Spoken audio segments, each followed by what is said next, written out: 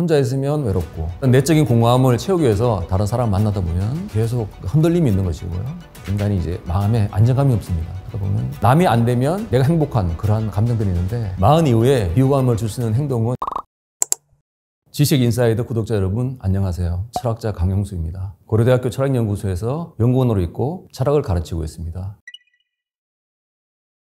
어떤 조사를 보니까 마흔이 우리나라뿐만 아니라 모든 나라에서 좀 불행한 시기라고 합니다. 경제적인 어려움이 있는 경우가 많습니다. 최근에는 이제 물가가 많이 올랐고 빚 때문에 고생하는 사람들이 많고 또 좋은 일자리가 없어서 고민을 하는 사람들이 많습니다. 실직, 가난 이런 것들은 인간이 겪는 고통 중에 하나입니다. 두 번째는 마흔이면 노화가 시작되는 나이기도 합니다. 그래서 건강을 잃는 경우도 굉장히 많습니다. 그리고 세 번째로는 인간관계에서 겪는 그러한 갈등들. 그 많은 사람들이 다른 사람과 거리를 두고 혼자 지낸다든가 고독에 빠지는 경우도 많거든요. 공화할 때 다른 사람들을 만납니다. 술 한잔하고 이야기하다 보면 또 상처를 받는 일이 많습니다. 쇼펜하우는 고슴도치의 비유를 합니다. 고슴도치는 추우면 얼어 죽지 않기 위해서 다른 고슴도치와 함께 합니다. 막상 가까이 가게 되면 가시가 돼서 찌르는 그런 일이 많습니다.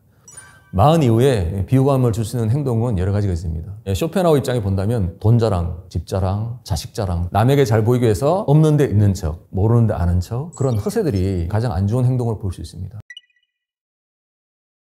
첫 번째는 호감 가는 사람이 되기를 포기해야 됩니다. 호감이라는 것은 다른 사람이 평가하는 겁니다. 이제 세평이라 그러는데 세평은 흔히 이제 객관적인 평가라고 생각을 합니다. 그렇지만 평가 내린 사람들은 주관적인 평가를 많이 내립니다. 그 사람의 마음이란 것이 우리처럼 좁고 이기적이고 편견에 가득 찬 경우가 많습니다. 그러한 사람의 좋은 평가를 받으려고 노력을 많이 합니다만은 그런 것이 얼마나 의미 없는 것인지를 우리가 나중에 깨닫게 됩니다. 타인이 나를 나쁘게 평가하게 되면 그것이 진짜인 것처럼 생각하게 되고요. 그러다 보면 기가 죽게 되고 위축되고 나는 진짜 보잘것없는 사람이구나 라는 생각을 하게 됩니다. 결국은 자존감을 잃게 됩니다. 그래서 좋은 평가를 받으려고 노력할수록 허영심이 될 수 있고 허세가 될 수 있고 거짓말도 많이 하게 됩니다. 그러한 속임수로 다른 사람의 마음을 얻기는 어렵다고 볼 수 있습니다. 쇼펜하우는 자긍심과 자존감을 구분하고 있습니다. 자존감은 남이 인정할 때 생기는 것이고요. 자긍심은 내가 나를 인정할 때 생기는 확신입니다. 두 가지 관계에서 볼 때 자존감은 깨질 수 있습니다. 마흔이라면 한 번쯤은 자존감이 바닥이 되는 그런 경험을 할 필요가 있고요. 자존감에서 자긍심, 나는 이 정도면 괜찮은데 왜 세상은 나를 인정하지 못할까라는 그런 마음에서 자긍심이 생겨납니다. 그런 자긍심을 확장시켜서 자존감으로 만들어야 됩니다. 가령 이런 겁니다. 남에게 평가받을 때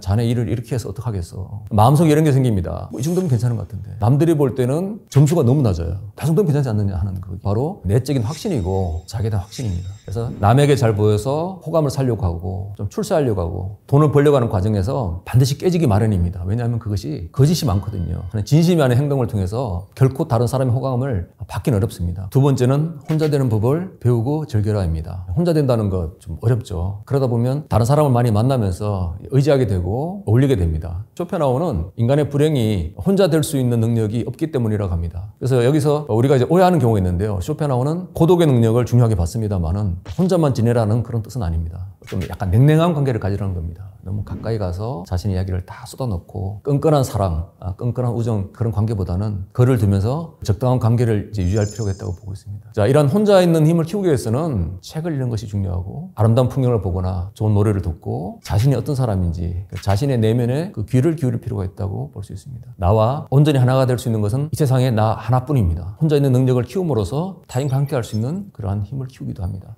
세 번째, 행복하게 사는 것은 고통을 견디는 것입니다. 인간은 고통이 없기를 바랍니다만 인생은 고통스럽습니다. 고통은 한편으로는 욕망이 충족이 안 돼서 생기는 고통이 있습니다. 돈이라든가 명예, 권력 이런 것이 없을 때 생기는 고통이 있고요. 다른 한편으로는 그것이 성취되었을 때도 고통이 있습니다. 너무 많은 것을 갖는 경우 만약 돈을 많이 갖게 되면 근심이 생겨나게 되는 것이고요. 많은 사람을 만나게 되면 피곤하게 되고 상처를 받게 되는 일들이 많습니다. 그래서 인생이 고통스러운 게 뭐냐면 결핍도 고통스럽고 과잉도 고통스럽기 때문에 쇼펜하우는 시계추의 비유를 하고 있습니다. 시계추란 것은 좌우로 왔다 갔다 하는 운동을 하는데요. 너무 없어도 고통이고 너무 많아도 권태이기 때문에 그것도 하나의 이제 고통이라 할 수 있습니다. 자, 두 번째로는 고통은 잘 인지가 됩니다만은 행복은 인지가 안 되기 때문에 그렇습니다. 예를 들어서 쇼펜하우가 꼽는 첫 번째 행복은 건강입니다. 신체적인 건강, 두 번째로는 마음의 건강, 평온입니다. 근데 사람들은 이제 건강하다는 것이 중요한 걸 알고 있습니다만은 건강을 행복으로 느끼지는 않습니다. 충치를 예를 들면요. 그 하나의 충치가 주는 고통을 우리가 느낍니다만은 건강한 다른 치아의 존재를 모르고 있습니다. 그래서 우리는 충치 때문에 이제 징징거립니다. 아프다고 합니다만은 실제로는 건강한 치아의 존재를 모르고 살아갑니다. 그와 마찬가지로 인간은 행복했던 일보다는 고통스러운 일을 잘 기억합니다. 자, 지금 이 순간 우리가 건강하다면 숨을 쉬고 살아있다면 이미 90% 이상은 행복한 겁니다. 그렇지만 인간은 이 짧은 순간의 행복을 못 느끼고 고통만 인지하게 됩니다. 사람들이 인생을 고통스럽다고 생각하는 것은 하나의 착각이라고 할 수가 있습니다. 자, 그렇다면 우리가 이제 이러한 인생의 고통을 없앨 수는 없습니다. 인생에 대한 관점을 바꿔야 됩니다. 고통을 견디는 방법 중에 하나는 고통이 필요하다는 것을 아는 것입니다. 우리가 인생을 바다에 비유할 수 있습니다. 항해하는 배가 있습니다. 근데 그 배에는 반드시 균형을 잡아주는 무게추가 필요합니다. 만약 배의 균형을 잡아주는 바닥짐이 없다면 배가 뒤집힐 수 있습니다. 그런 것처럼 우리가 인생을 살아갈 때 너무 마음에 근심이 없다면 그런 배처럼 쉽게 뒤집힐 수가 있습니다. 우리는 고통을 통해서 인생의 지혜를 배웁니다. 쾌락은 바깥에서 오는 자극입니다. 그러다 보니까 우리가 다른 사람을 많이 만나게 되고 맛있는 음식을 먹게 되고 유흥이라든가 즐거움을 찾게 되는데 그러다 보면 마음의 동료가 오게 됩니다. 마음의 동료가 오게 되면 행복이 지속하지 않고 계속 움직이게 됩니다. 자, 마음의 평온이라는 것은 마치 잔잔한 파도처럼 아니면 조용한 청명한 가을 하늘처럼 흔들림이 없는 상태를 말합니다. 우리가 쾌락을 추구하다 보면 계속 흔들림이 있는 것이고요. 그러다 보면 인간이 이제 마음에 안정감이 없습니다. 오히려 마음의 평온을 찾는다는 것은 고통이 없는 삶을 말합니다. 그래서 쾌락이 있는 삶보다는 고통이 없는 삶을 추구하는 것이 마음의 평온을 위해서 더 중요하다고 할 수 있습니다. 친구가 사라지는 이유는 사람과의 관계 속에서 상처를 많이 받기 때문에 그렇습니다. 상처를 받는 이유는 뭐냐면 비교하는 마음, 시기하는 마음, 질투하는 마음 때문에 그렇습니다. 독일 말로 이제 샤덴프로이드라는 말이 있습니다. 남의 불행이 나의 행복이란 말입니다. 남이 안 되면 내가 행복한 그러한 감정들이 있는데 그런 것들 때문에 점점 친구가 사라진다고 볼 수 있습니다. 전해오는 이야기에 따르면 아리스토텔레스는 자신과의 영혼이 똑같은 사람, 그런 사람 찾았는데 결국 찾지 못했습니다. 죽는 순간에 친구는 없다라고 한탄했다고 이제 전해오고 있습니다. 우리는 내 마음을 완벽하게 알아주는 나와 생각이 똑같은 사람을 찾을 수는 없습니다. 그래서 어쩌면 친구가 없는 것은 당연합니다. 그래서 이제 마음이 통하는 친구를 찾는다는 것은 한편은 좀 어리석다고 할 수 있습니다.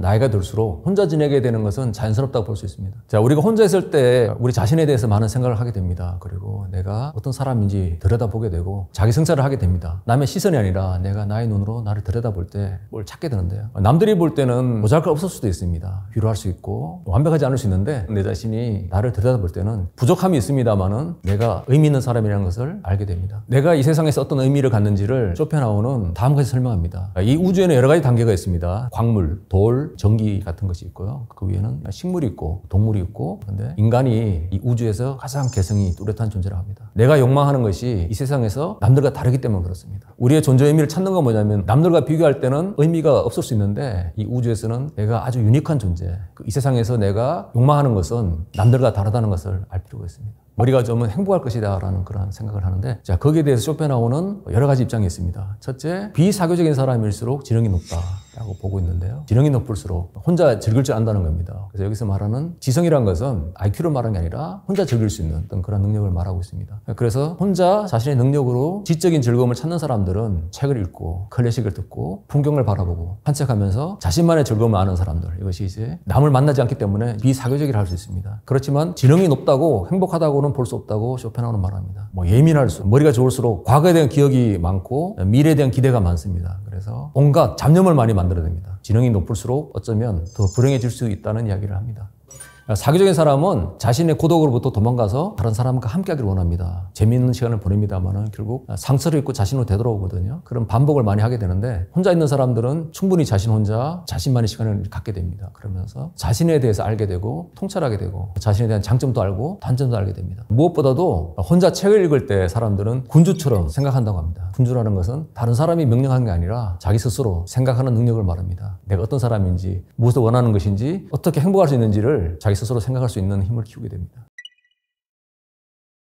타인으로부터 좋은 평판을 받는 사람들은 남에게 베푸는 사람들이라 할 수 있습니다. 쇼펜하우어는 동정심을 강조하고 있습니다. 동정심은 뭐냐면 나뿐만 아니라 모든 사람들이 고통에 시달리고 있습니다. 작은 고통은 우리의 마음을 닫습니다만 큰 고통은 우리의 마음을 열어줍니다. 항상 타인도 나와 마찬가지로 큰 고통 속에 있다는 것을 우리가 안다면 도와주고 베풀고 자선하는 것이 중요하다고 할 수 있습니다. 아리스토텔레스라는 철학자는 행복을 스스로 만족하는 것으로 봤습니다. 그렇기 때문에 행복을 바깥에서 찾지는 않습니다. 자기 자신에 대한 객관적인 자부심이 필요합니다. 겁니다. 자, 나에 대한 자부심은 이렇게 생겨납니다. 나는 이 세상에서 유일한 존재다라는 것이 필요하고요. 두 번째로는 내가 할 수 있는 능력과 내가 원하는 것을 잘 살펴봐야 됩니다. 자기 색깔을 찾는 것은 내가 진짜 원하는 것, 그리고 내가 할 수 있는 것을 일치시켜야 됩니다. 두 가지가 일치할 때 진짜 행복할 수 있다고 볼 수 있습니다.